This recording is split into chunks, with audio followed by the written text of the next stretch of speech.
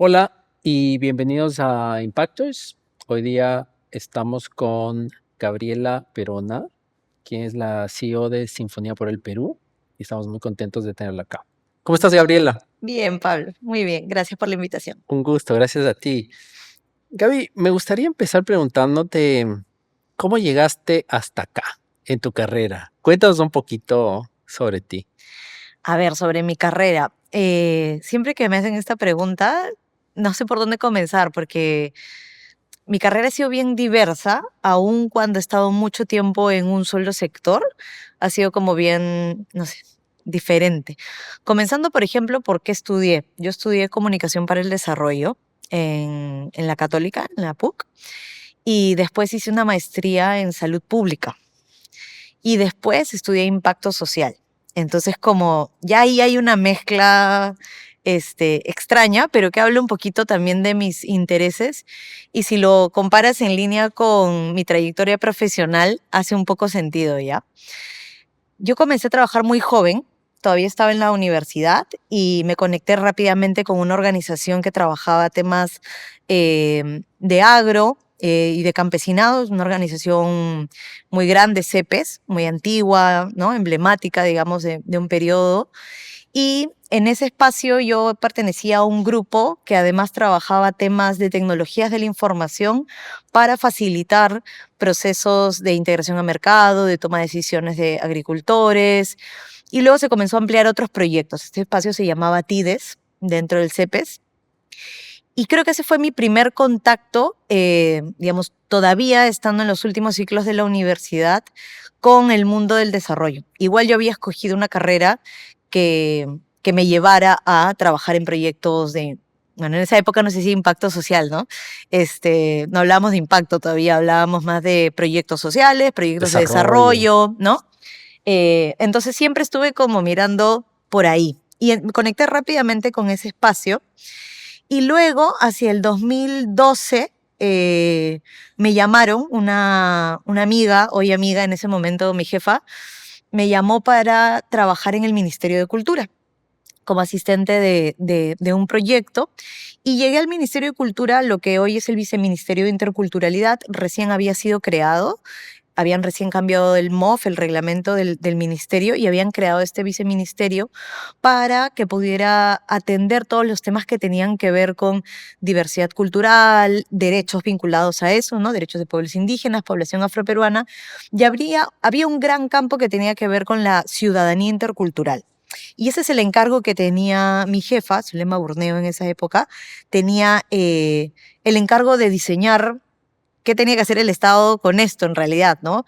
Cuáles eran las funciones, cómo incorporar, recién se había cambiado el MOF. Entonces fue un reto, yo era bien joven y era un reto súper grande para poder como aportar en ese sentido. ¿Qué edad tenías ahí más o menos? Era como tu segundo o tercer trabajo. Mi segundo trabajo y no sé, ya ni me acuerdo, Jovencita. 23, 22, sí, joven. Y además entrando al Estado, ¿no? Que tiene como sus particularidades. Una dinámica, digamos, laboral mucho más como normativa, jerárquica, todo el tiempo es como que no podías hacer casi nada, miles de ideas, poca plata y pocos caminos, ¿no? Todo está como muy, sí, parece un laberinto, es como cruzar un laberinto para lograr terminar un proyecto, es un poco eso. Y me encargaron trabajar temas de discriminación racial. Dentro de ese gran campo de cosas que había que trabajar en ciudadanía, me encargaron, además como había estudiado comunicación para el desarrollo, pensar en las estrategias, las campañas que tenían que ver con discriminación. Fui armando un pequeño equipo, chiquito, comunicadores también, abogados, etcétera. Y creamos una iniciativa que para mí, el otro día vi una foto en Instagram, en Google, que te recuerda como a cada rato, hace 11 años, hace 12 años, y me apareció una foto de hace muchos años, de un proyecto que creo que para mí fue como un hito importante en mi carrera, que fue cuando desarrollé Alerta contra el Racismo. Alerta contra el Racismo fue un proyecto que cuando lo pensé, lo diseñé, no imaginé que iba a tener esa dimensión, porque recién había entrado al Estado. Muchos años después me di cuenta que en el Estado todo tiene una gran dimensión. Y, y bueno, creamos este proyecto, que era un proyecto para una página web, que era más una plataforma en realidad, porque tenía información, servicios, campaña, material y un call to action para sensibilizar a la población en general sobre cómo debíamos dejar de normalizar situaciones de racismo y de discriminación y que en realidad sí existía un aparato público, derechos, procesos para poder denunciar, para que no es algo como que, bueno, sí, me insultaron o no me dejaron pasar, o no, me quitaron este derecho y como pasaba sin desapercibido, y que en realidad sí había una serie de servicios que existían, pero que nadie conocía, que nadie asumía que era algo que se podía activar. Entonces me tocó como convertir todo eso que era, andas un trámite, una denuncia en el Indecopi o en el Ministerio de Salud o en el Ministerio de Justicia, a convertirlo en una plataforma accesible para todo el mundo, pero además con una comunicación muy ágil, muy de campaña. Eso existe hasta ahora. Sí, yo ya no estoy tan segura si la web como tal existe, pero el servicio de alerta contra el racismo sí existe. Y justo el otro día, como me salió esta foto, googleé así rápidamente. Y sí, ahorita hay hasta hay un teléfono, atienden en lenguas indígenas. Entonces, claro, tú lo ves a lo lejos y dices, "Well, hay cosas que, a diferencia de lo que hoy sentimos, hay cosas que sí se quedan, ¿no?". Y creo que ese fue como el gran proyecto con el que mi carrera de alguna manera, no sé, despega, ¿no? Si hablamos de eso, o arranca, porque la dimensión de esto comenzó a crecer mucho, comenzamos a lanzarlo en todas las regiones del país, tenía un carácter también ministerial, había una preocupación muy fuerte de parte de los ministros, porque pasaban los ministros también, ¿no? De cultura diferentes. Y había una preocupación por este tema y de pronto eran las campañas en el estadio con los futbolistas y de pronto todo era como grande, grande, grande y se convirtió en una dirección. Entonces ya no teníamos que ver solo la campaña y la plataforma y los servicios, sino ya coordinar que exista, digamos, políticas y estrategias, acciones que promuevan la diversidad cultural, el reconocimiento positivo, un trabajo articulado con el MINEDU, con el MINJUS, con el Ministerio de Mujer, y de pronto había una dirección encargada de esto, que fue la Dirección de Discriminación Étnico-Racial y Diversidad Cultural, y fui la primera directora de esa dirección. Entonces, eso fue un segundo momento donde ya además dentro del Estado adquirí como una responsabilidad de dirección, fue una directora bien joven también, a cargo de un equipo, en un contexto que a veces puede ser complejo en el Estado, ¿no? Y luego seguí mi carrera dentro del Ministerio de Cultura por muchos años, estuve de directora. Espérate, antes de que Sí, sí, sí. sigas a eso, ¿qué es lo que más se discrimina aquí en el Perú? ¿Te acuerdas? ¿Dónde está el punto álgido? El tema es que es una conexión, digamos, de distintos factores, ¿no? En el país no podemos hablar de un racismo que solo es por el color de nuestra piel o nuestro origen, sino se cruza con temas de género, se cruza con temas de entorno social, de clase. Es muy diverso, ¿no? Pero sí, sí tiene que ver, sí, el principal, digamos, fenómeno, en este momento ya no, yo no me diría experta en racismo, pongo así el disclaimer, porque hay muchas organizaciones que lo trabajan y lo vienen estudiando desde hace mucho tiempo, pero sí se trata, diría que el principal factor de discriminación en el país es étnico-racial, que se conecta interseccionalmente con otros factores y que dentro de esa interconexión hay poblaciones que son que tienen una experiencia de discriminación mucho más fuerte, ¿no? La población afroperuana, la población indígena en particular, y dentro de esas poblaciones las mujeres, por ejemplo, ¿no? Y ahí se cruzan otros factores. Pero, por ejemplo, en esta experiencia, no solo descubrí que existía todo este sistema al que podíamos acudir, también descubrí que había mucha voluntad de cooperar, o sea, una sensibilidad real de manera institucional, corporativa, las empresas, las instituciones con una voluntad genuina, diría, de erradicar esto, de trabajar, ¿no? De realmente asumir que es un problema, ¿no? No darlo o negarlo, como siento que más bien creo que en varias cosas estamos retrocediendo en ese sentido. Yo siento que en esa época había una sensación de, es cierto, está mal y deberíamos ser un país diferente en esa línea. Y todo el mundo se sumaba. Por eso también comenzó a adquirir una dimensión bien grande, las instituciones, las empresas, la sociedad de radio y televisión, los futbolistas, pero con acuerdos bien interesantes, ¿no? Pasando de la llamada o la campaña o el video de Me sumo contra el racismo con una intención de acciones concretas. Y creo que eso fue una experiencia bien, bien grata, aun cuando se trataba de trabajar un tema bien difícil y atendíamos casos y habían situaciones como bien complejas también, Claro, ¿no? tremenda responsabilidad además con Veintipico, veintipico de sí, añitos, ¿no? veintipocos, Veintipocos. sí. Y después, ¿qué sucede? Después, bueno, comencé a trabajar ya de una manera más estratégica y no solo en la plataforma.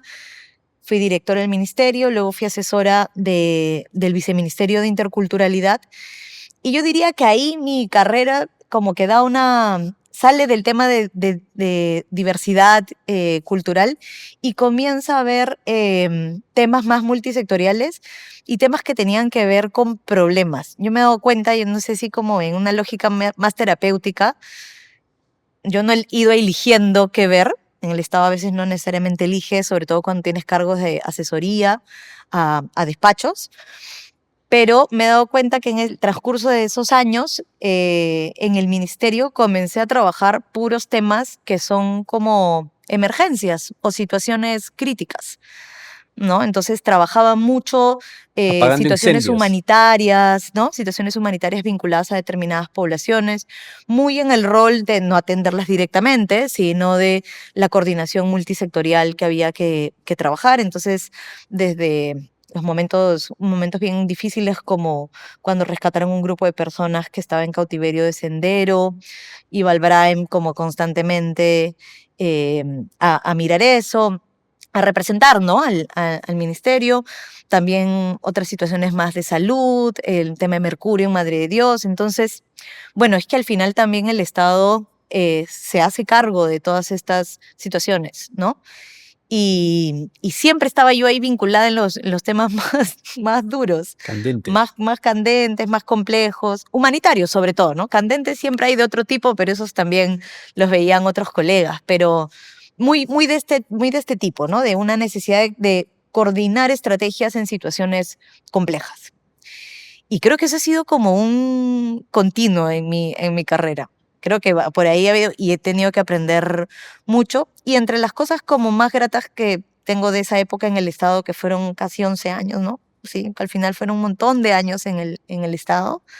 eh, Me llevé muchas experiencias, pero sobre todo, y que creo que es como lo más valioso que siento que aportó en mi carrera y en mi desarrollo, y creo que me ha dado como muchos aprendizajes, es que conocí todo el país.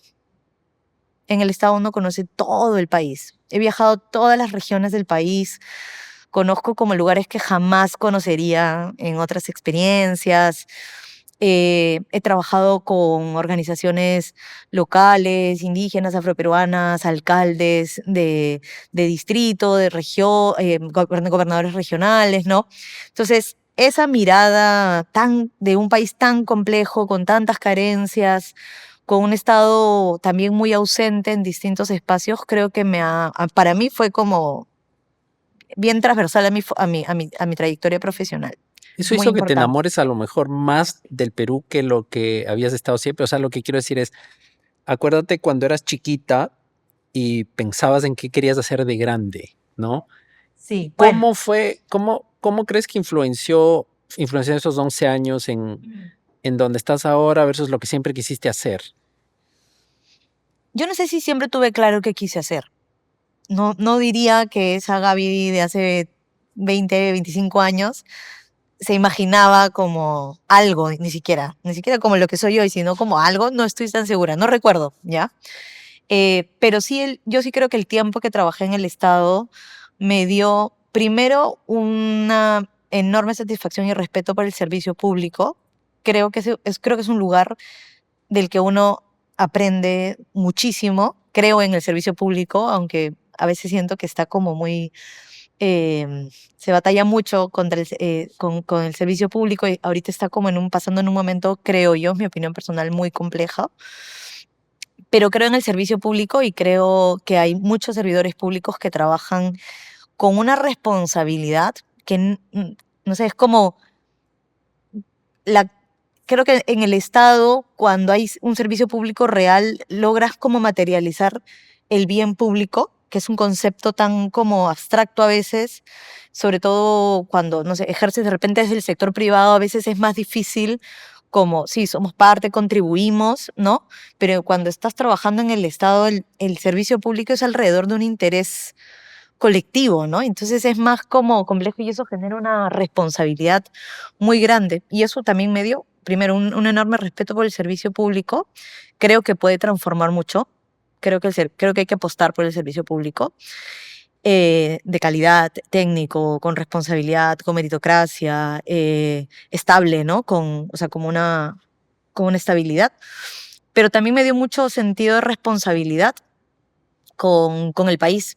O sea, me dio como corroboré quizás que mi camino al elegir mi carrera y etcétera, siempre ha sido hacer algo que contribuye, que tenga un propósito directo a cambiar las cosas que me gustaría cambiar en el país, ¿no? En ese momento era en esa trinchera, ahora en otra, pero sí creo que ese tiempo, ver el país enterito, etcétera, como dices, sí, enamorarme sí, porque además también este país es maravilloso, entonces conocerlo es un privilegio, pero también te refleja como una complejidad de la que sí salí como con las ganas reafirmadas de que hay que hacerse cargo en todo caso. Claro, claro. ¿Y tú crees que o te imaginarías haciendo otra cosa? Digo, si no hubieras elegido este camino, a lo mejor tenías otro sueño o algo que pensarías, mira, a lo mejor hubiera sido, qué sé yo, bailarina de ballet o algo completamente diferente si pudieras cambiar radicalmente tu carrera. O sea, hay algo que... Sí, bueno, yo creo que si o sea, volviera a comenzar, no diría elegiría otra cosa totalmente, no me arrepiento. Creo que ha sido un camino muy bonito, pero creo que hay mil cosas que me gustaría o me hubiera gustado como estudiar realmente como muchas, ¿no? Mi abuelo siempre contaba cuando era chica y cuando yo era chiquita yo siempre decía que iba a ser trapecista. Creo que no. Creo que más bien eso sí no hubiera sido, no me hubiera ido por ahí, pero sí como quizás de otro tipo de estudios, de estrategias, no sé, a veces pienso que me hubiera gustado ser como, no sé si médico, pero alguien como muy como que en la acción directa, como Pero con también la ayuda, ¿no? capacidad. Sí, sí, sí, pero como, claro, es como la otra experiencia, ¿no? Sí, también, sí, sí, si pudiera volver a comenzar, creo que tendría mil vidas. Claro. Y aparte de tu trabajo, digamos, ¿qué te apasiona? ¿Qué otros intereses tienes? ¿Qué otras actividades haces cuando Ya, estás trabajando? cuando no estoy trabajando. Mira, algo que aprendí cuando salí del estado, bueno, cuando estuve ahí, eh, también como tuve rápidamente cargos de mucha responsabilidad, trabajaba muchísimo, demasiado, y ya no está bien, ¿no? Pero en ese momento no lo veía como algo negativo.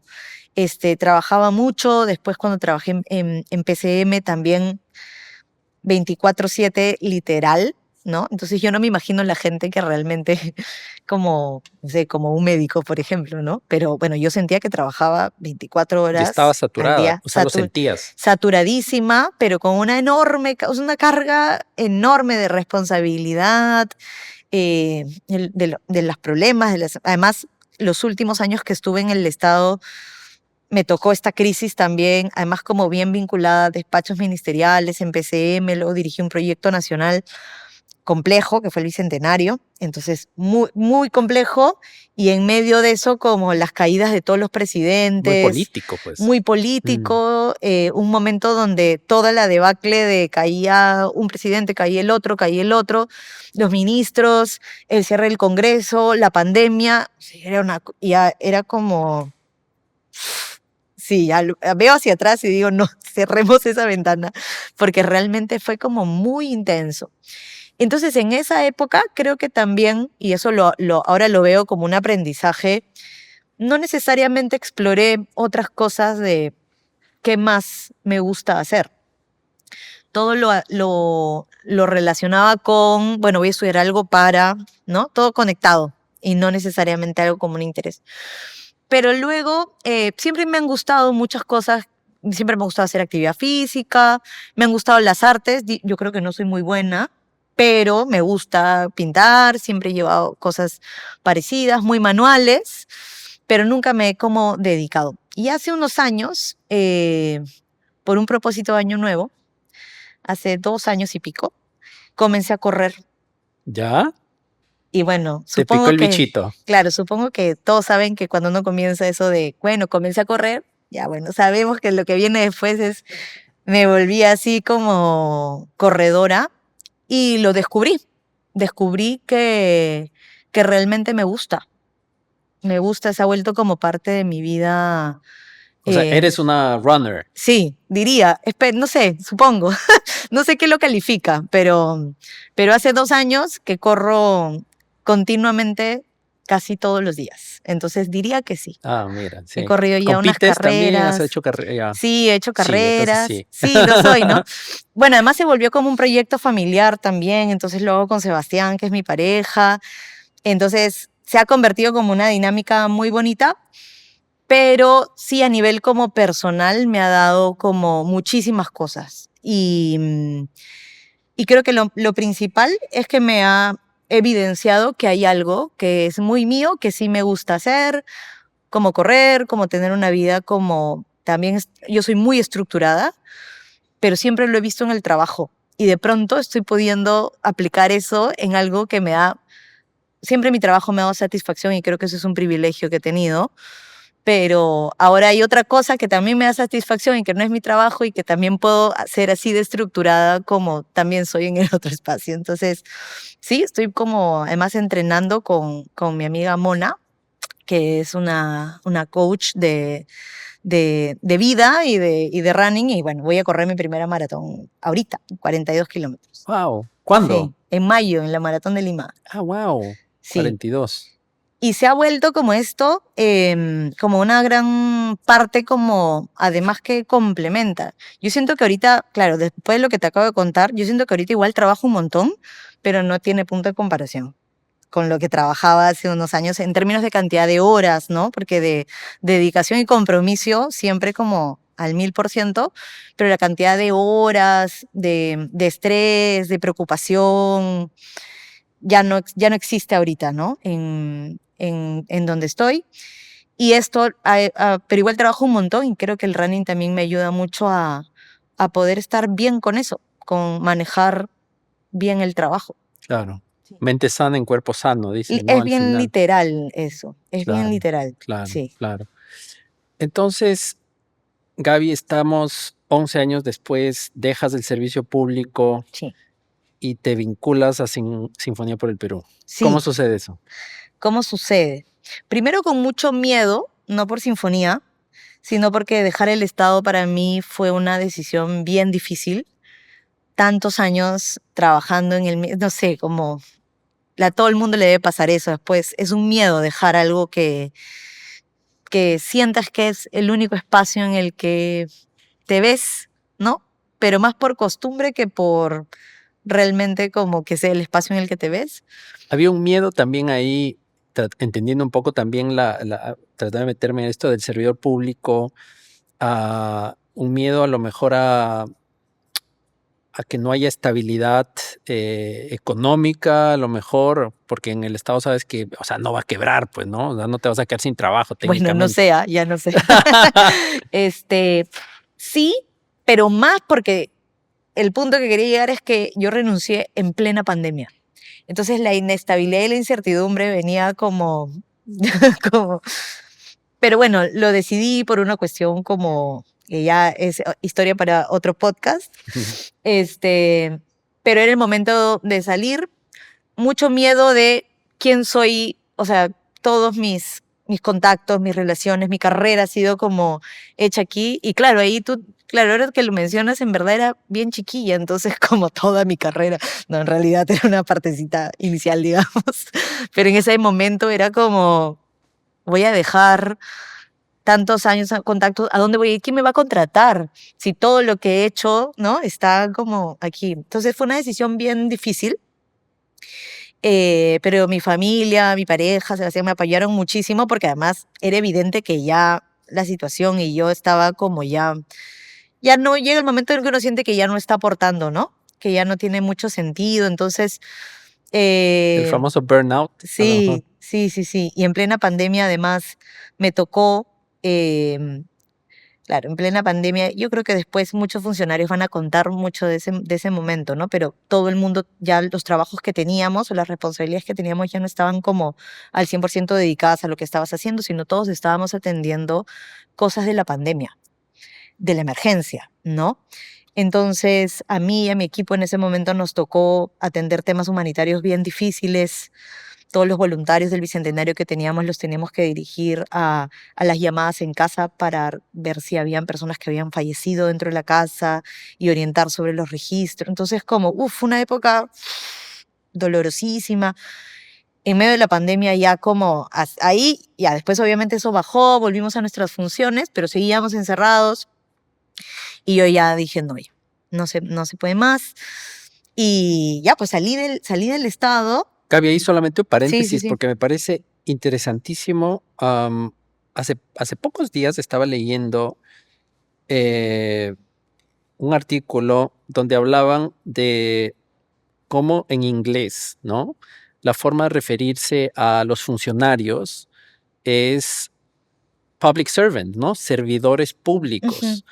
Y justamente tiene ahí una vocación simplemente en el nombre ya de De servicio, servicio. ¿no? Ujú. Y muchos servidores públicos o funcionarios pues están completamente, son completamente, es parte de su identidad, el hecho de sentirse servidor público, ¿no? En este caso en los Estados Unidos, pero estoy seguro que en Perú acá también, tú lo has expresado, tenías lo sentías como parte de tu ADN en un punto. Y lo que me comentas me parece interesantísimo porque durante la pandemia, justamente esa vocación de servicio Sí.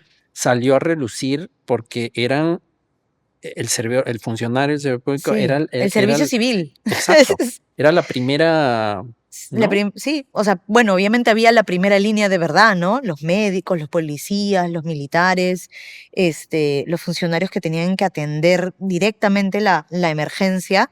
Y de ahí creo, hay un aparato público de buenos servidores, que sí, que se llama así también aquí en Perú, se llama el servicio servidores públicos, ¿no? Que es una diferencia con funcionarios públicos. Pero hay todo este aparato y que sí, que todos en esa época estábamos abocados a atender la emergencia en lo que faltaban manos, ¿no? Eh, entonces fue como un momento como, claro, muy revelador en el sentido de, ese es el servicio público como bien lo describes, pero también a nivel como individual, emocional, también muy como complejo, ¿no? No solo para mí, para millones, ¿no? Eh, y creo que todo eso hacía difícil renunciar, hacía difícil eh, asumir también que es como bueno, el proyecto que yo lideraba, etcétera, como asumir batallas perdidas también, ¿no? Porque es como que no lo quieres soltar, porque tienes una sensación también de responsabilidad, pero también me imagino que hay un trabajo más como tuyo de has aportado tanto, has avanzado esto, es como... eh, pero era un momento muy inestable, muy de poco respaldo también, para la iniciativa que tenía. Entonces, ya, di un paso al costado con mucho miedo. Mucho miedo a no tener trabajo, a que no me contraten, a no volver a trabajar también en el servicio público, y bueno, con las preocupaciones más reales, ¿no? La hipoteca, el salario, el mundo se está cayendo, va a haber trabajo en 3 meses, va a haber economía, va a haber, ¿no? Pero bueno, ahí siempre está la gente que tiene que estar, tu familia, tus amigos, tu pareja, entonces me pusieron el colchón y salí y llegó Sinfonía como un poco no de la nada, pero llega pues, ¿no? O sea, no fue una búsqueda necesariamente, yo no fui a buscar Sinfonía, yo creo que Sinfonía tampoco me estaba buscando a mí específicamente, estaban buscando a una persona que se pueda como hacer cargo de la gerencia general, de la dirección del programa, en un momento también crítico, claro, eso yo veía en el Estado algo, pero también a todas las empresas, organizaciones sociales, la pandemia les chocó de una manera durísima. Y bueno, me entrevisté con un director de sinfonía, con Juan Diego Flores, que es el presidente. Tú a él no lo conocías de nada. Cuando había estado en PCM había hablado con él porque, bueno, es un referente, ¿no? Y teníamos planes con él también para que participe de algunas actividades del Bicentenario. Entonces, algún contacto hemos tenido, pero no, pues no hablar literalmente como conocernos, ¿no? No había tenido la oportunidad. Entonces, bueno, en ese momento, yo también estaba como yo voy a ir a donde, o sea, ¿no? Como lo primero que me motive, que sea como, y yo sentí que eso llegó del cielo, porque era como para mí en ese momento la oportunidad perfecta, una organización súper como relevante, que trabajaba con cultura, que es algo de donde venía. eh, yo creo que siempre digo, la oportunidad de trabajar en algo que tenga propósito no es tan común, ¿no? Entonces era como, es perfecto. Y así fue perfecto. Y acá me tienes, 5 años después. Oye, y no, maravilloso. ¿Qué te parece si nos explicas un poquito qué exactamente es Sinfonía por el Perú y cuál es el rol de Juan Diego Flores, que lo acabamos de mencionar, y Claro. cuál es tu rol? Ya. A ver, Sinfonía por el Perú es una organización sin fines de lucro privada que busca, a través de la formación musical, desarrollar habilidades sociales, emocionales, entornos de protección y, voy a decir, ecosistemas de bienestar para que niños y adolescentes de las zonas más vulnerables del país o con poco acceso a este tipo de oportunidades puedan desarrollar sus proyectos de vida con autonomía, con un paquete de habilidades que les sirva, en entornos seguros, y lo hacemos a través de la formación musical, específicamente la formación orquestal, coral y de ensambles de música peruana. Ese es en resumen. Pero ese es un speech así muy como formal.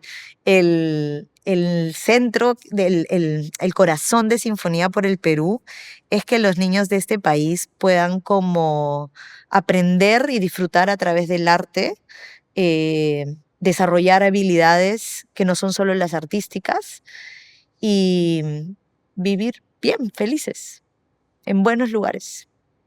¿De dónde viene este modelo? ¿Cómo se inició? ¿Es un modelo creado en el Perú? ¿Es un modelo que tiene influencias de otros sitios?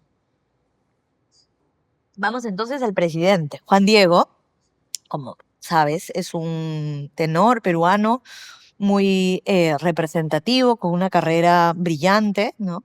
Y él siempre tuvo como una aproximación por trasladar lo que la música y su carrera le dio a él, trasladarlo y hacer una contribución hacia el país, pero anclado en los niños, ¿no? Los niños del país, niños y niñas.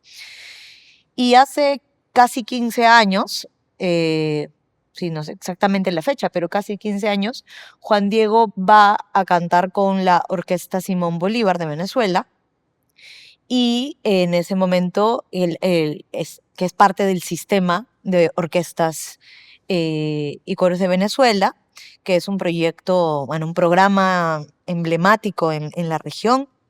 Cumple 50 años, ahorita, este año, pero creo que ahorita, digamos, enero, febrero, cumple 50 años. Y bueno, fue impulsado y fundado por el maestro Abreu.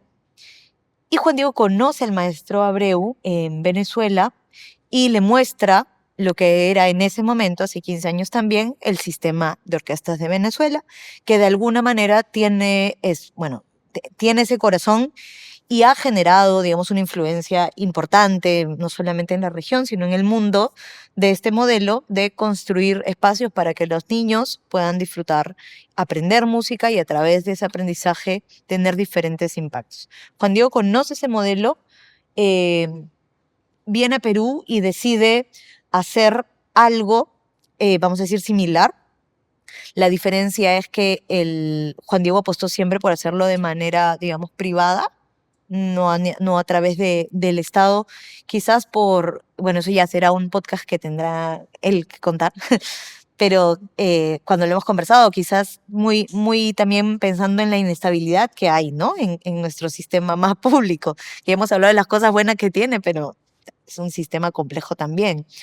Y creo que fue una muy buena decisión porque probablemente Sinfonía por el Perú sea una de las organizaciones peruanas sin fines de lucro con mayor estabilidad. Es decir, ha perdurado 15 años, ahorita tenemos un trabajo muy grande acá en Perú, en México, hay una contribución y una alianza muy como constante con distintos actores, tanto institucionales como privados. Entonces creo que fue una buena apuesta, un buen camino, una visión ahí como muy bien proyectada, creo. Le Nunca ha tuvo perm- nada que ver con ninguna entidad gubernamental. Nunca estuvo dentro de ningún programa estatal. El de Venezuela sí. El de El Venezuela sistema. es parte del, Ok. no sé si el ministerio, creo que de la Secretaría de la Presidencia o alguna entidad más pública, ¿no? Pero sí, es público. Ahora, claro, un sistema público te da también otro alcance, ¿no? Es lo que te decía de lo que aprendí yo. En el Estado todo es por millones, no necesariamente de dinero, por lo menos no en el sector cultural, pero sí por millones de personas. O sea, el Un impacto. impacto siempre va a ser nacional. Por eso te decía como el interés público ya real, como tangible. Son miles de niños, son escuelas, ¿no? Claro, te da otro alcance, pero bueno, en el caso de Sinfonía, Juan Diego apostó por este camino y ahí ha ido creciendo 15 años. Yo llegué en un momento complejo, que era la pandemia, y que impactó en Sinfonía también, como te decía, como en todas las organizaciones. Pero llegué con el encargo que él mismo me dio. Él me dijo, yo necesito que Sinfonía funcione como un reloj suizo. Ahí te lo, ahí te lo encargo para que lo conviertas en un reloj suizo. Y no estaba muy suizo, entonces hubo mucho trabajo con el equipo. Sinfonía eso tiene un equipo increíble. También diría como con una mística igual de fuerte que la que tienen los servidores públicos, también de esa que hemos hablado, ¿no? Y comencé a trabajar en la pandemia, todavía encerrados, no habían núcleos, eran virtuales, un golpe económico muy fuerte por la ausencia de donaciones. Bueno, en un momento pandémico, te imaginarás que las donaciones, con la retraída económica que venían las empresas, tampoco como la posibilidad de aportar, pues, ¿no? Porque estaban todavía recién a ver si se recuperaban las cosas. Entonces, un momento difícil para sostener un non-profit, ¿no? Pero, pero bueno, no te digo que siempre he estado como encargada de proyectos difíciles y me encantó, Apagando incendios. claro. Sí. Entonces, ¿Y, bueno. y cuál era el principal reto? O sea, se me ocurre que el hecho de no poder reunirse para una orquesta debe ser brutal, ¿no? O sea, ese debe ser quizás uno de los principales retos, pero ¿qué otros retos encontraste llegando en pandemia a dirigir una institución como esa? Bueno, creo que todos vemos los retos como en nuestro campo de impacto, ¿no? O de acción. recuerdo mucho conversar con los maestros o con los directores de los distintos núcleos de lo difícil, lo tedioso, me imagino también lo poco motivador para los chicos, estar todos en cámaras, ¿no? También el tema musical, como de la precisión, pero también creo que permitió mucho conocer a las familias más como en sus entornos, que puede ser complejo, pero también nos dio como institución otra mirada o una mirada más profunda hacia la intimidad de las familias, ¿no? Porque la música era como parte de, entraba a la clase de sinfonía, los chicos tenían que entrar a clase virtual, pero entraba toda la casa porque estábamos todos encerrados, ¿no? Y sí he recibido como muchos comentarios de padres y madres que ha sido como, bueno, cuando comenzaba la clase de sinfonía, llegaba como la paz, el momento de paz a la casa. Y eso es como muy fuerte, ¿no? Nosotros pensando como que no, que está todo no se escucha bien, ¿no? Tú miras así como, bueno, no se podían, qué difícil, no se pueden, como ensamblar, no están avanzando musicalmente, pero para el otro lado era como, claro, familias como súper estresadas, como todos nosotros, encerrados todos, quizás algunos sin trabajo o habiendo perdido a alguien, ¿no? Y de pronto empezaba la música en la casa como un... La Y, terapia, de alguna manera. claro, entonces el equipo también, obviamente en ese momento había mucho trabajo y era muy difícil, pero ya creo que como mirándolo hacia atrás, al final es como, yo sí he sentido que se dice más que Sinfonía entró a cada casa a que Sinfonía se volvió virtual, es como que más bien Sinfonía entró a cada casa. Y eso también tiene como una...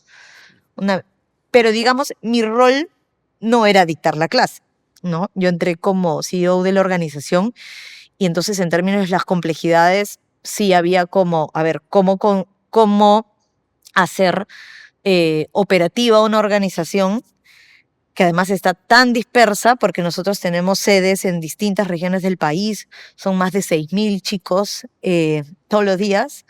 Entonces, desde cambiar toda la estructura presupuestal y sustentarla con los donantes y con el consejo directivo para que, vea, los recursos que se tenían para los instrumentos ahora tenían que ser para las licencias de Zoom, los chicos no tenían facilidades, o sea, celulares o internet en las casas, ¿no? O sea, hablábamos de la educación digital, pero en verdad los niños no tienen internet en su casa.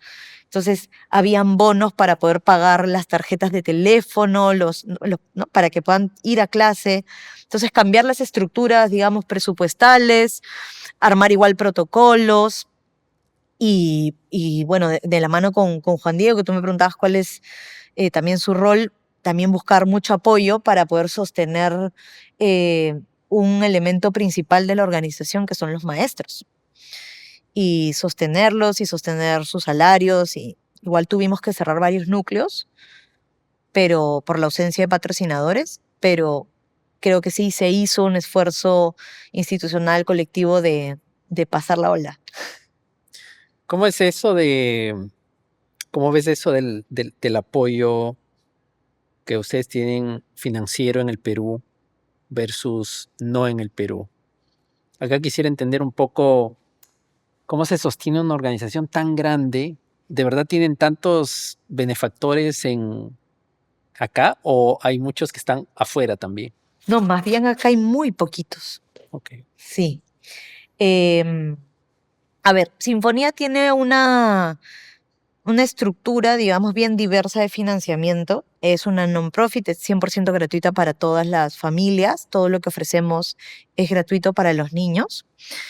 Y claro, lo que hacemos es tener unas estrategias que nos permiten recaudar fondos. La mayor cantidad de nuestros fondos viene de fuera o de capitales que no son peruanos. Tenemos alianzas corporativas con empresas que operan en el Perú, pero cuyo capital no es peruano, ¿no? No son empresas peruanas. Y bueno, Juan Diego tiene un rol, evidentemente, además de fundacional, por Sinfonía por el Perú, él está muy presente en la gestión, en el propósito, en velar porque la organización también como siga creciendo en una línea más como también de gobernanza, de avanzar en otros espacios, pero cumple un rol muy importante, diría yo, de embajador de Sinfonía por el Perú. Juan Diego no vive en Perú, vive en Europa regularmente porque viaja muchísimo, ¿no? Y de alguna manera él constantemente está tratando de conectar a las personas que creen en él, que admiran su trabajo, eh, y él se siente, además de evidentemente un cantante excepcional, y también esto es muy, muy importante para él. Sinfonía por el Perú es, yo creo, que es parte del el legado que él quiere construir, la contribución que quiere hacer, y es como muy presente en él. Entonces, gran parte del trabajo que hace Juan Diego es conectar a personas, a empresas, a intereses, y que puedan confiar en el trabajo que hacemos, y diría yo, invitarlos a ser parte de un movimiento que está como cambiando la vida de muchas personas. Entonces, tiene este trabajo constante, y por eso creo que también muchos de nuestros fondos, o donaciones en realidad individuales, a veces yo digo, como hay personas que donan, o sea, no grandísimas cantidades, pero nos dona alguien, no sé, 2.000 euros, 1.000 euros en Europa, y acá no. Y es una persona que va a un concierto, que ve, que sabe el trabajo que está haciendo y decide contribuir, ¿no? A veces mucho menos. Entonces, sí creo que ahí hay un trabajo muy importante de él. Creo que en el Perú en general el ecosistema de filantropía todavía es muy como ¿A, pequeño. a qué le atribuyes eso? O sea, digo, Juan Diego Ay, Flores, no sé. lo Sí, conocen allá, esta persona que da 1.000, 2.000 euros, definitivamente, pero en el Perú también lo conocen y estarían en condiciones de sí, donar 1.000, dos muchas mil euros, personas. muchas personas. Eh, ¿Cuál crees que es la...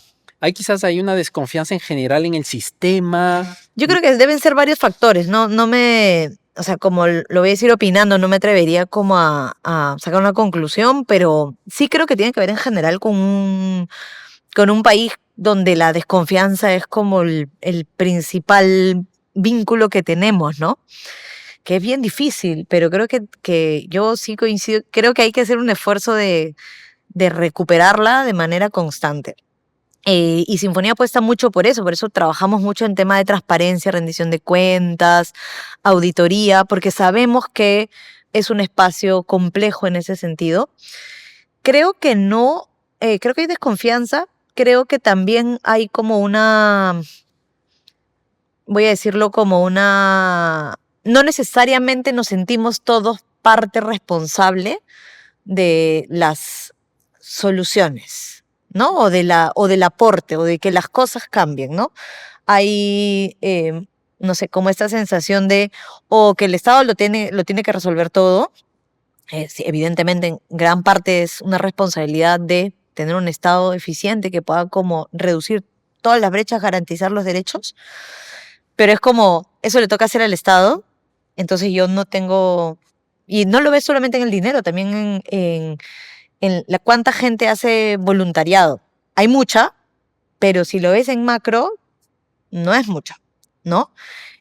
Cada vez más, creo que cada vez más las universidades lo incorporan como además parte de sus currículas, tener que hacer voluntariado, pero así como donar tu tiempo o donar 10 soles, 20 soles, ¿cuánto es costumbre eso en nuestras economías? Incluso te hablo de la clase media, ¿no?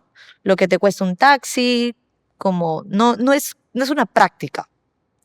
No es una práctica, creo que tiene que ver con la desconfianza, pero creo que también tiene que ver con cuánto no hemos incorporado nuestra responsabilidad ciudadana de también ser parte y de crear un ecosistema empresarial, de sociedad civil y de Estado que contribuya de manera como fluida a atender no solo las problemáticas, sino a generar como nuevas oportunidades. Eso es más común en otros países, y creo que por eso también es más fácil como, no sé, sentir que estás como donando, contribuyendo, cuando compras algo, como que todo está muy vinculado a causas y este tipo de acciones, ¿no? Acá todavía no. Creo que está creciendo, pero creo que todavía no estamos en un momento en el que las organizaciones pueden sostenerse y crecer con un sistema que solo se aporta desde aquí mismo, ¿no? Claro, claro. Esa es una conclusión a la que varias personas con las que he conversado han llegado, ¿no? Definitivamente hay un clima de desconfianza, definitivamente muchas personas creen que el Estado debería ocuparse más y hay muchas personas que también simplemente, como decías tú, no está en su cultura, ¿no? O sea, Sí, no en hay su una ADN. cultura de dar en el sentido de filantropía, de donar. A pesar de que hay una gran, digamos, históricamente, esto de donar, sobre todo, por ejemplo, Iglesia Católica, ¿no? Donar el diezmo, etcétera, sí es parte del ADN, pero es muy puntual.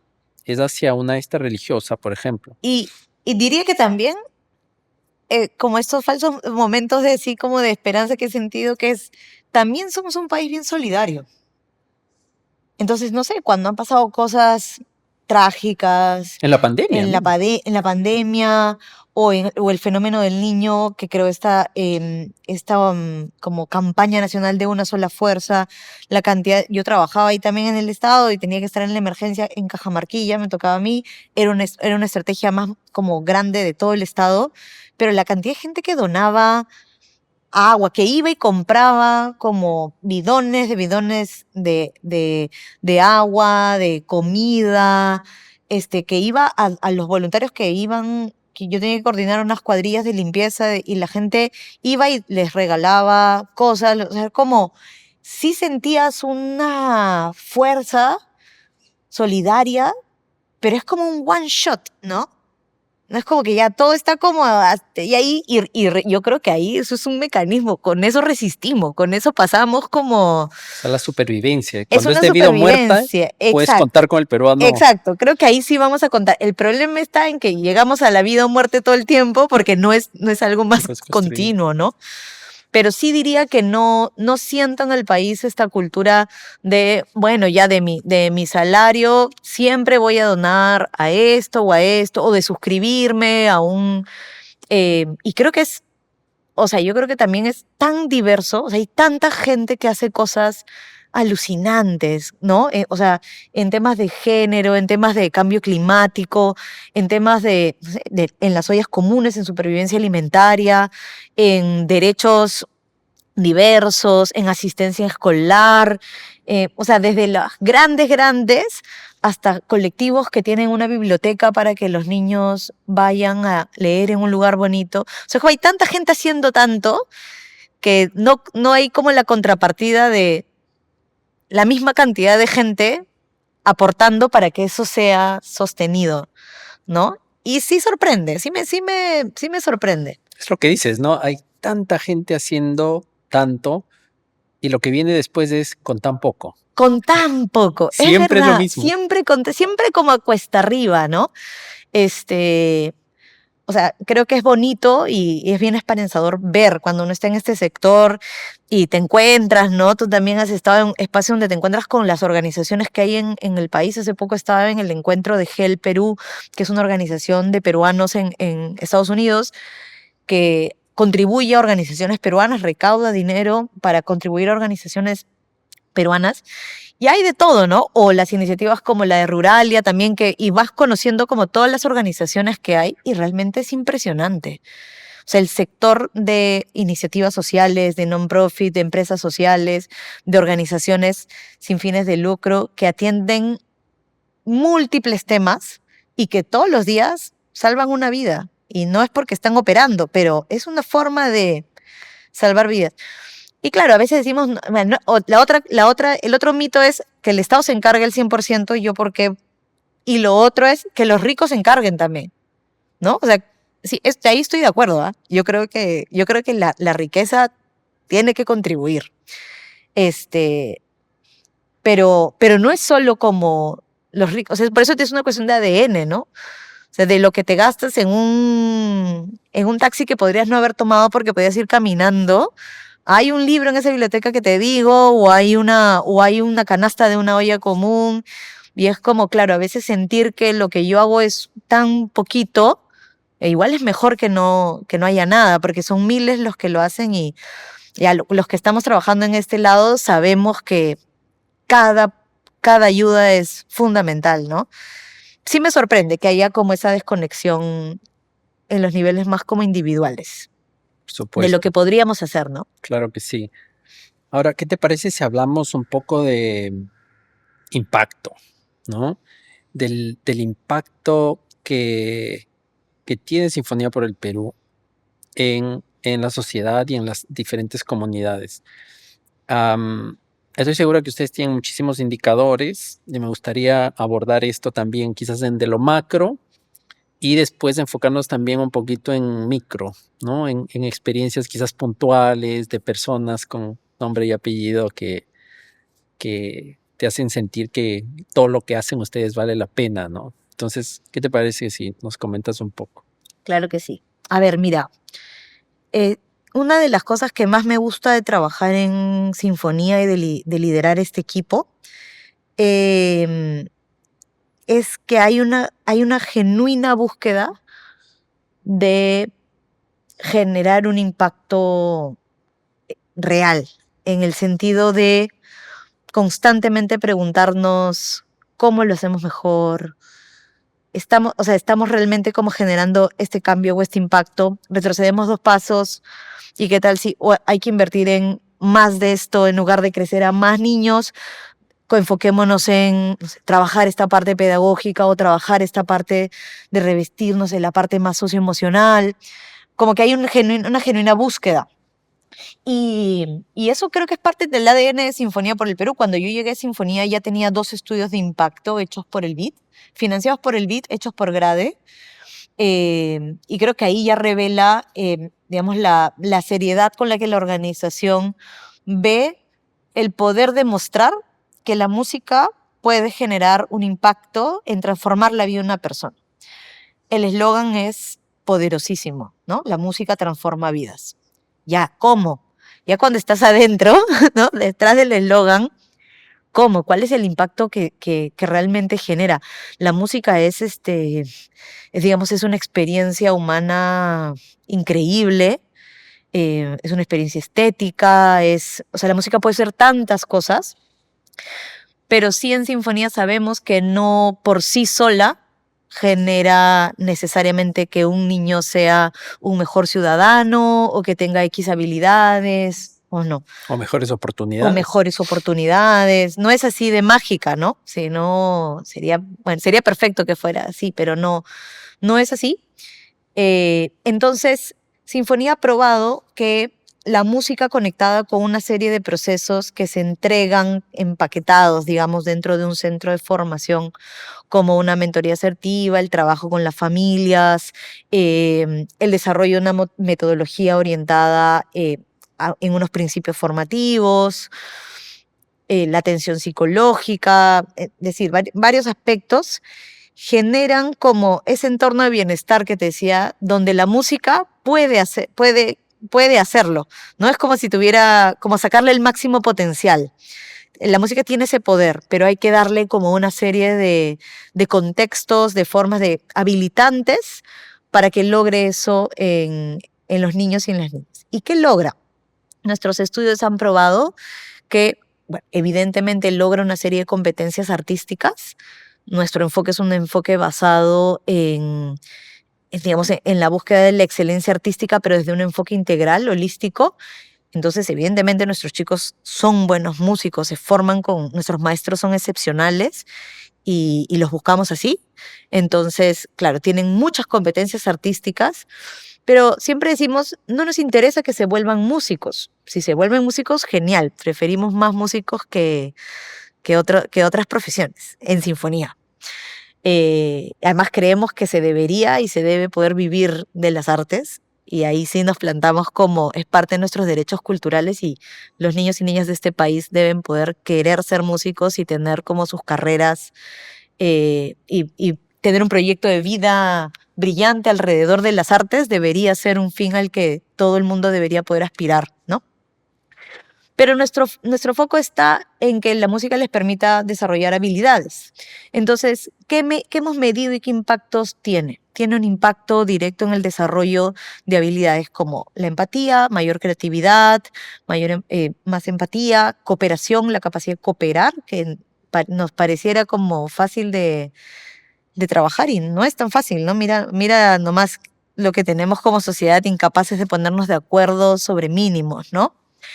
La tolerancia a la frustración, la capacidad de resolver problemas, mejor en la autoeficiencia escolar, por habilidades cognitivas, pero también por estructura, disciplina, retención numérica. Entonces, todos esos indicadores en nuestros estudios de impacto con grupos de control se comenzaron a disparar, ¿no? Son los chicos, tienen más de eso, por el trabajo que se hace a través de la música.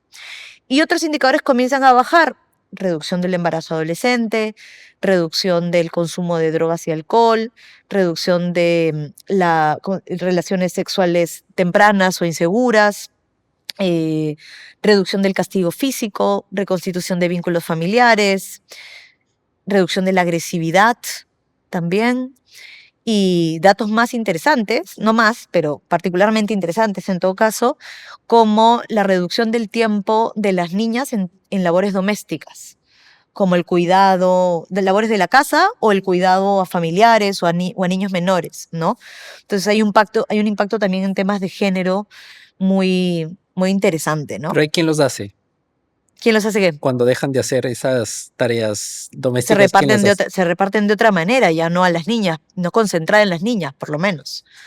Que tiene un factor ahí de género importante, ¿no? De hecho, la deserción escolar y el embarazo adolescente evidentemente trunca más, y está probado por los datos, la vida de las mujeres tiene muchos más obstáculos en esa línea, y la presencia de mujeres en la universidad, etcétera, es como... Entonces también esto, ¿no? El proyecto de vida. Los chicos, y eso también está en nuestros estudios, los chicos tienen un interés por construir una carrera, por estudiar un posgrado, mayor como, sí, como trazo de hacia dónde quieres ser, a dónde quieres ir. Y claro, si estás en entornos complejos, ¿no? Con pocas oportunidades, a veces económicas o responsabilidades más grandes, bueno, todas estas habilidades, todo esto que acaba, este paquete que tiene de pronto una persona, un niño que pasa 7, 8, 10, 11 años en Sinfonía por el Perú, tiene la posibilidad de construir un proyecto autónomo con muchas más herramientas. Ahí ya, bueno, operamos en conectar, trabajamos con alianzas, hemos hecho ferias vocacionales, Pronavec, tenemos los elencos centrales, conectamos, ahora estamos trabajando mucho con algunas empresas, conexión para temas de empleabilidad. Entonces ya, como cumplimos nuestro paquetito y conectamos con también otras personas que están, o organizaciones o empresas que también están en esa línea, y de pronto hay como, tú ves historias de vida increíbles. A nivel macro, esos son impactos bien, bien potentes. Hay cosas más soft que todavía no hemos podido como medir, pero que sí las ves como un impacto importante. Creo que hay un impacto relevante, sobre todo en el contexto en el que estamos, de tener espacios seguros.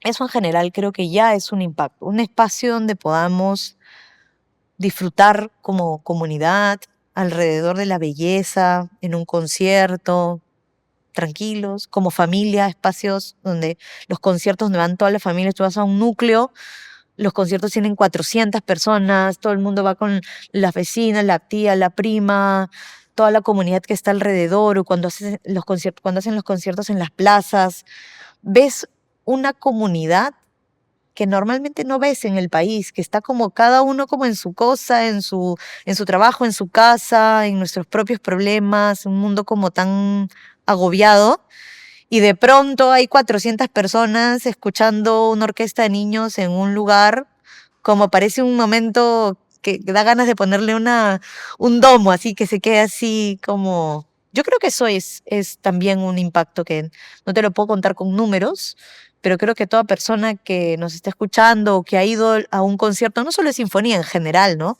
Creo que el arte tiene ese poder. Bueno, ¿sabes? Tiene ese poder de tomar un espacio y convertirlo en un espacio nuestro, en una conversación, ¿no? Claro, A veces silenciosa, a veces escuchando música, a veces produciendo danza, pero convierte un espacio que pareciera que no es nuestro en nuestro. Y la palabra nuestro como que aparece grandote en el aire y eso es algo bien valioso en un contexto como el que estamos viviendo, creo. por supuesto, por supuesto. Me parece asombroso cuando mencionas que la familia o el núcleo familiar en general, pero también la comunidad, es parte de todo de todo este entramado incluso. Entonces ahí me encantaría saber el rol que cumplen las familias, ¿no? Más allá de los, digamos, músicos, ¿no? Las familias del núcleo familiar. Y sobre todo, si ustedes trabajan también con ellos de alguna manera para facilitar o capacitar en esa función. Mira que es algo que yo descubrí cuando entré a Sinfonía por el Perú, porque muchos piensan que nuestro trabajo es solo con los niños. Y en realidad trabajamos mucho con familia y principalmente, evidentemente porque creemos en una función comunitaria de lo que hacemos. Y el primer núcleo comunitario es nuestra familia, en todas sus diversidades, nuestras familias, ¿no? Porque a veces es como una familia, es una madre soltera, o es la abuelita que lleva todos los días al núcleo, o a veces es la vecina la que se encarga de llevarlo porque los papás están trabajando, la mamá está trabajando. Entonces es como que el entorno de cuidado que todo niño tiene que tener a su alrededor, un entorno que lo protege, que lo cuida, que le garantiza como poder crecer de la mejor manera. Y esas son las personas que llevan a los chicos al núcleo todos los días, porque además tiene que haber un compromiso familiar que lo fomentamos desde el inicio, pero claro, los niños no van, en Sinfonía no funciona como un taller, sino los niños van entre 3 y 4 veces a la semana, pasan la tarde o gran parte de la tarde ahí por años.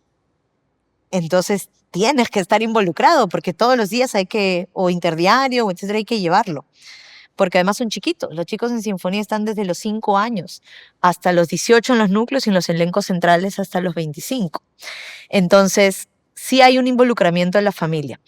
Pero felizmente creo que el modelo ha permitido construir esta comunidad. La gente dice, mi familia es Sinfonía, las mismas familias de Sinfonía, nosotros somos una familia. Y nosotros tenemos dentro de los componentes de la intervención un bloque que se llama Estrategia con Familias y tiene principalmente la escuela de padres, que es una escuela que funciona de manera virtual y a veces presencial para todos los padres de Sinfonía por el Perú, y atendemos diversos temas. Temas que son como, voy a decir, del interés de Sinfonía, para que puedan como entender la intervención, digamos, ayudarnos en el sentido de tener herramientas para trabajar también cosas en casa, etcétera, pero también elementos que puedan contribuir a que el ecosistema familiar esté bien. Temas de salud mental, primeros auxilios emocionales, ¿no? Para saber cómo atender situaciones, como identificar si nuestros chicos, sobre todo los adolescentes, están bien, están pasando por un proceso propio de la adolescencia o hay otros factores de riesgo que deberíamos comenzar a ver como padres, madres, pero también lo ve el maestro, lo ve la psicóloga, todo el mundo lo puede ver. Entonces no se nos puede pasar por delante que un niño necesita ayuda o una niña necesita ayuda de otro tipo porque está pasando por algún problema de salud mental. Nos capacitarnos en poder entender esos procesos, toda la comunidad, o sea, los papás, los profes, los que están en el centro, es bien importante. Entonces, escuela de padres, crianza positiva, disciplina. Desde este año queremos trabajar también más temas de música. Hay algunos núcleos que tienen hasta su coro de padres, ellos se han armado y trabajan ellos, como le roban horas a un profe y se quedan en las noches después del núcleo. Ya independientemente. Claro, yo siempre digo sorprendente porque no, obviamente no son beneficiarios de O sea, hay Sinfonía, un pero compound effect, sí, ¿no? Se así empieza. como por iniciativa, porque quieren también aprender, porque la música les da, ven lo que sucede con sus hijos y también, sí, pues de adultos también, ¿no? Queremos Claro, eso. claro. Entonces hay un trabajo de escuela de padres, hay un involucramiento muy fuerte de la familia en las actividades. Los núcleos tienen entre 6 y 10 conciertos al año, cada núcleo, y tenemos 33 sedes. A nuestros conciertos el año pasado han ido cerca de 55.000 personas en todo el año, y esas personas son las familias. O sea, con mucha más gente, pero principalmente la familia, ¿no? Entonces la familia va al concierto, al ensayo, hay reuniones con el equipo del núcleo donde se habla de cómo van los chicos que estamos viendo, también para conversar sobre las cosas de cómo mejorar, si hay que trabajar en que los chicos sean puntuales, ¿no? Todo, que hay que trabajar también en casa. Entonces sí hay un involucramiento muy fuerte con la familia, y tenemos un programa que se llama Padres y Madres Brigadistas, que es un programa de voluntariado y corresponsabilidad en el que los padres del núcleo tienen que participar eh, dando soporte o ayudando en la gestión del núcleo, sobre todo en las dimensiones que tienen que ver con seguridad, ¿no? Entonces hay padres brigadistas, en realidad son madres principalmente, que es algo que todo el tiempo estamos hablando con los papás de tienen que involucrarse, ¿no? Es importante que haya más equilibrio de género y no sean solo las madres las que participan voluntariamente de este programa. ¿Y seguridad cómo? Porque nosotros operamos en lugares donde, por ejemplo, es un colegio que vamos en las tardes, ahí se instala el núcleo. Entonces, por ejemplo, que los niños se vayan con la persona correcta al finalizar la clase. En el lugar pueden haber más personas, entonces hay que ir al baño con ellos, sobre todo con los más pequeños, asegurarnos que todo el entorno sea seguro, que no tengan ningún riesgo. También hay núcleos que tienen 700 chicos, 500 chicos, ¿no? Manejar esa dimensión de gente, si hay que evacuar, si hay una emergencia, necesitas más manos.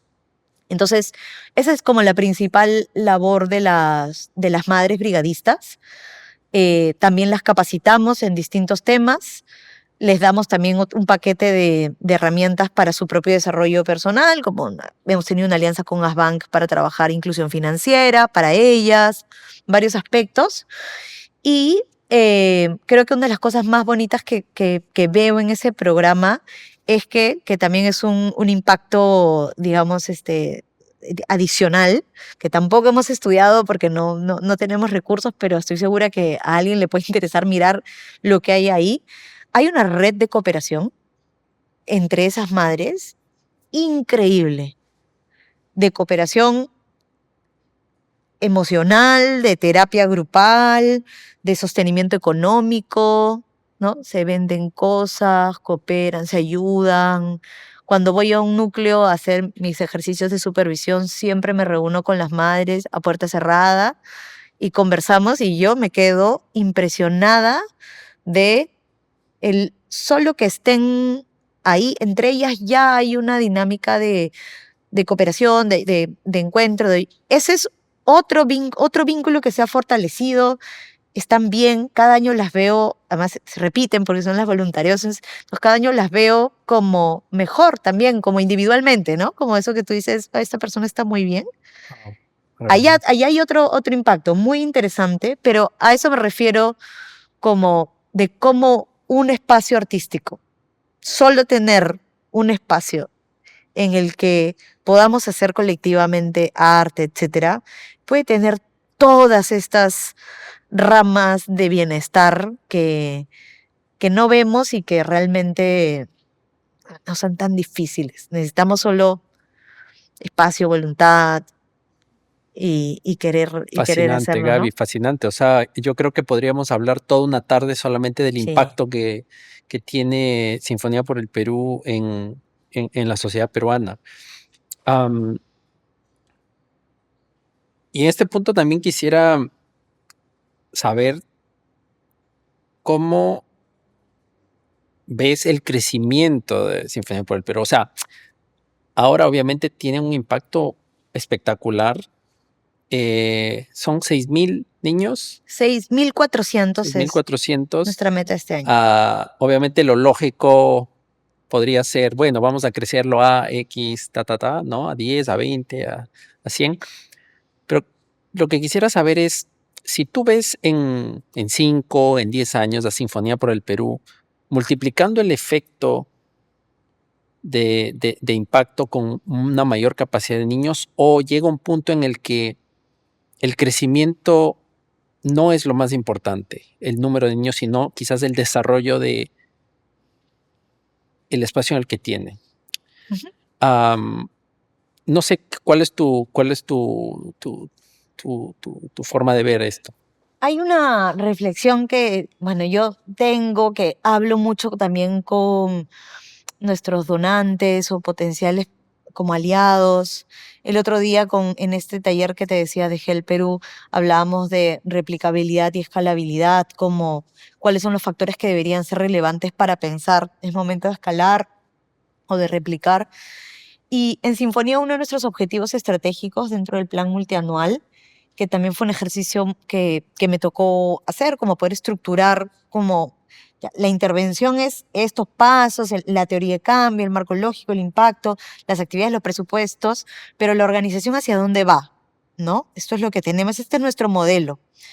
Y ya sé cuánto cuesta, qué impacto tiene, cuáles son los factores críticos para que se funcione o no funcione. Pero hacia dónde vamos con eso, a dónde lo queremos llevar, ¿no? Y tuvimos ese ejercicio en el 2021. Estamos cerrando este año nuestro plan estratégico 21-25. Así que es un momento bien propicio para esa pregunta porque vamos a hacer nuestro plan 25 al 30. Pero nosotros hemos hablado mucho en ese objetivo de crecimiento, de un crecimiento inteligente. Creemos que crecer no es solo multiplicar los beneficiarios, sino hacer que nuestra intervención sea de calidad. Y la calidad es algo que o sea, no es como una galleta, no es algo que, ¿no? Lo logro, lo empaqueto y listo, por millones. Porque cuando hablamos de intervención social, de impacto en personas, de impacto en territorios, hay una serie de contextos que van a ir cambiando constantemente la realidad y a la que hay que no solo adaptarse, sino retarse a qué más puede hacer la intervención para esto o qué debe cambiar, ¿no?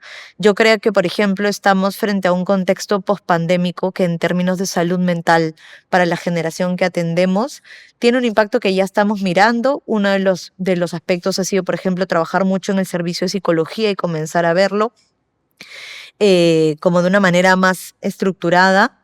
Creo que hemos probado también cómo operar en una zona muy rural requiere de revestir otras cosas en ese modelo de intervención, que no es lo mismo que operar en una zona urbana, donde hay muchas más facilidades. Creo que nos toca crecer también pensando en el cuidado de nuestra gente, de nuestros maestros, de nuestros psicólogos, de nuestros coordinadores, que atienden diariamente realidades bien complejas y difíciles, entornos sociales bien difíciles.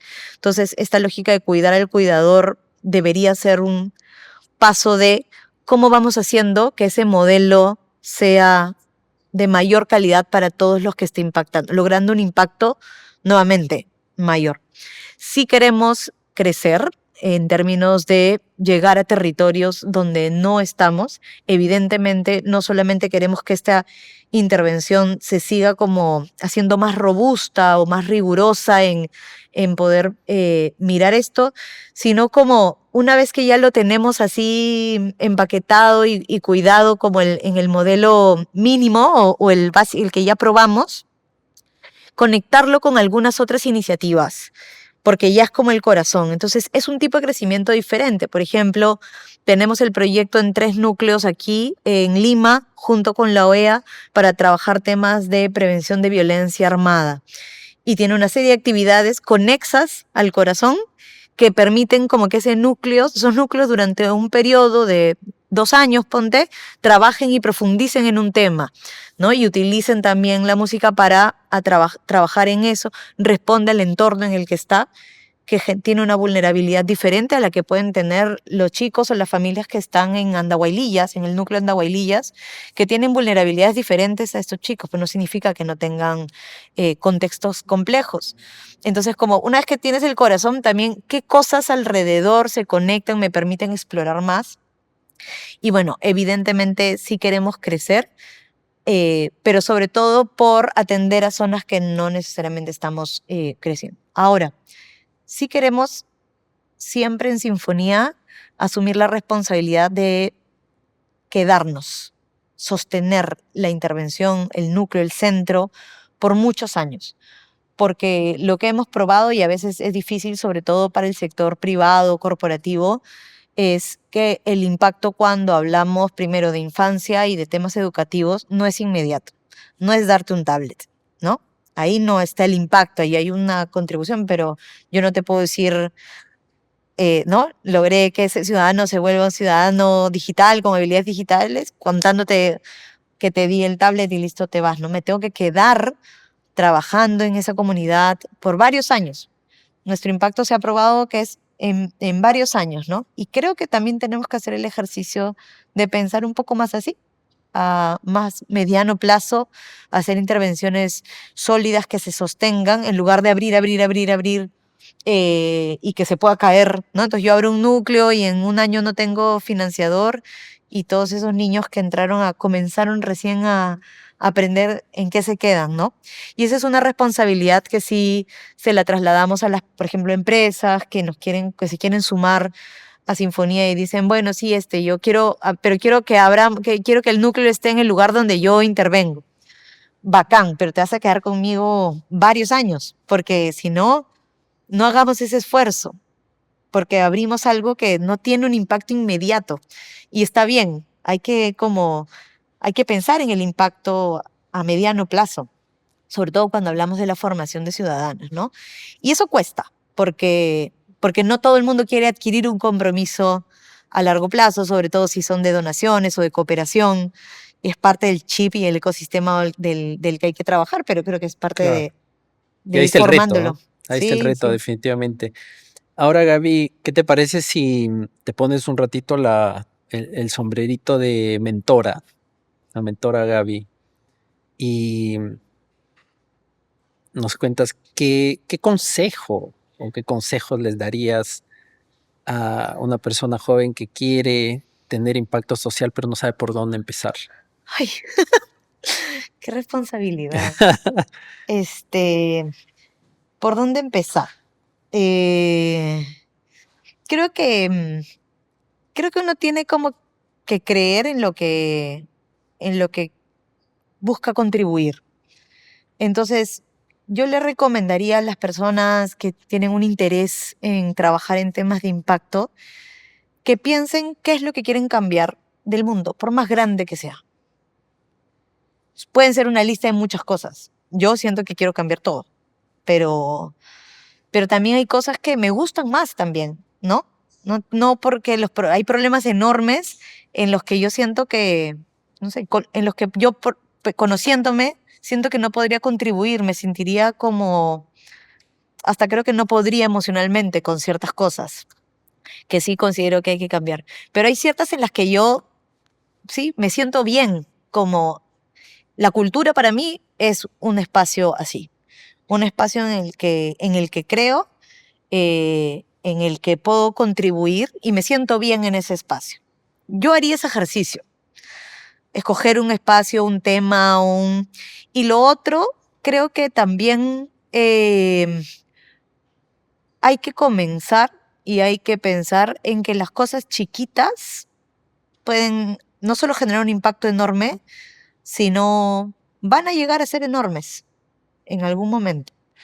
Pero hay que comenzar también en pequeño y hay que tener como mucha resiliencia, porque es un sector como, yo voy a decir como que de los,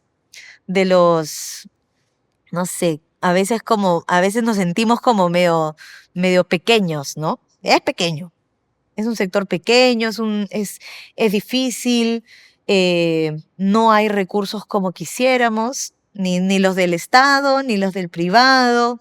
Entonces como que uno se siente como todo el tiempo a la batalla, pero creo que hay que tener mucha esperanza, muchas ganas de hacer las cosas y de saber de que ya ahorita es en pequeñito, de repente ahorita son 5 familias. Es para mí, o sea, pensar que lo que hago tiene la contribución a 2, a 3, a 5, ya tiene un sentido. Seguro irá creciendo, probarlo, va a avanzar, ¿no? Y luego yo sí creo que hay que hacerlo de una manera profesional. Yo creo que no es como solo como, ¿no? Yo quiero contribuir y quiero hacer algo de impacto social y hay que buscar hacerlo de una manera profesional. Es el cómo hacer proyectos, cómo sustentar su impacto, cómo ser coherente, cómo hacer a los actores involucrados partícipes, ¿no? Desde una reflexión de, ¿es lo que yo creo que debe pasar con las personas o es realmente un diálogo como ético con las personas que son parte de esta iniciativa que yo quiero tener? Como repensar constantemente. Entonces, yo creo que es un sector que se ha ido profesionalizando y que hay muchas herramientas para eso. Y creo que hay que ser también como medio movimiento, embajadores y asumir que esto es parte de algo que hay que como hacer crecer colectivamente también. Entonces, otra recomendación es aliarse.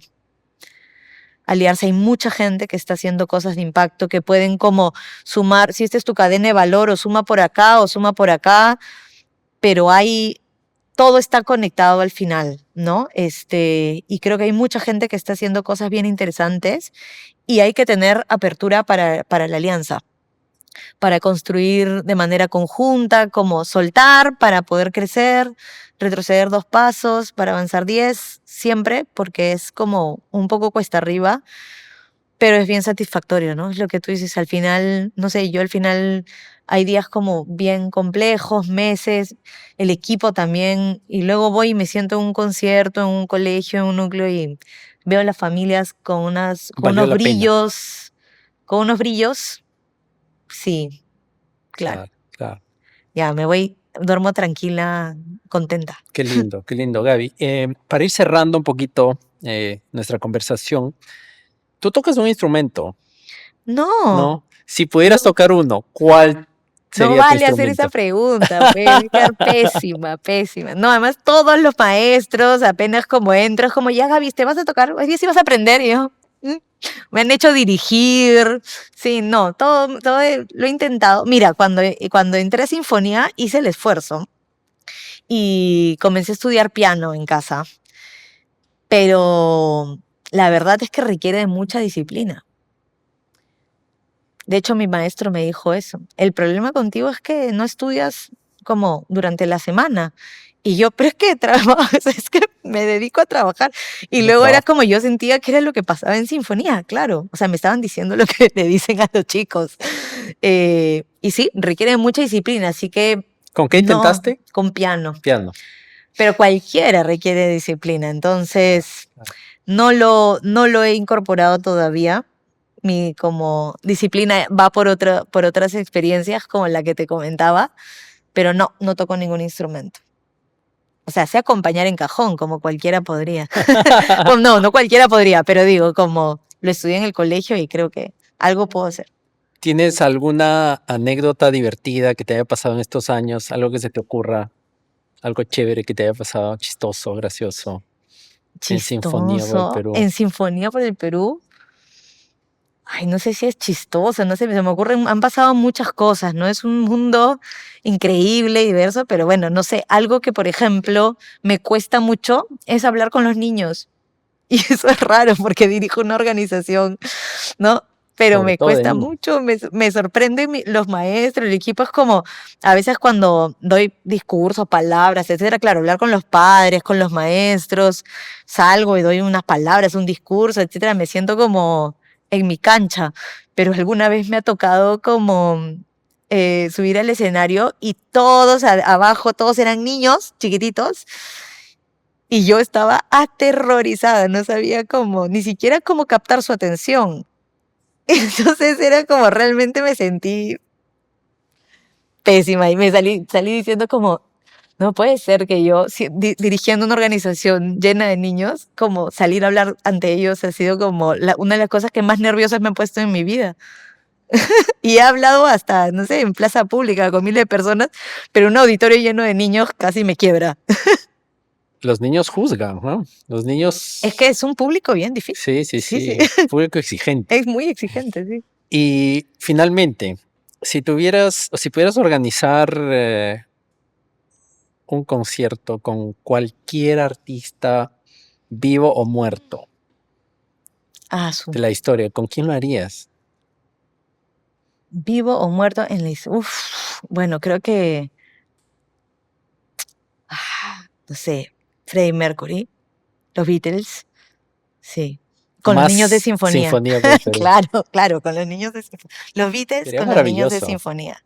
Sí, de repente la inteligencia artificial me lo deja hacer en algún momento, Fácil, aunque fácil. no podríamos pagar las regalías de la figura de los Beatles. Posiblemente. Bueno, qué lindo. Muchísimas gracias, Gaby, por acompañarnos. Ha sido realmente un placer y muchísima suerte con todo. Muchísimas gracias Gracias, por la gracias por invitación, ha estar sido una acá. conversación muy bonita. Qué lindo. Y con ustedes nos vemos en el próximo episodio. No se olviden de suscribirse y nos vemos pronto. Chao. Gracias.